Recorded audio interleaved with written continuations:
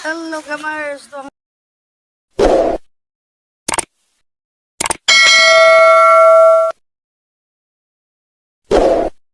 Tuwa ang mga bata sa pagligo dito sa loob ng floating cottage. Ayan.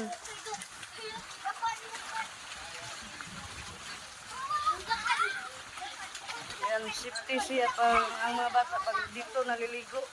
Kasi malalim po doon sa bandang labas. Malalim siya po. At dito safety sila. Kasi may net siyang nakaharang.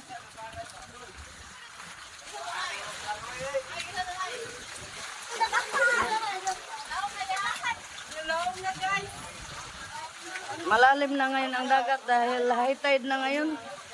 At kanina po masyadong mababaw, low tide kanina. Subalit ngayon ay high tide na. Malalim na ang dagat kaya hindi na pwede ang mga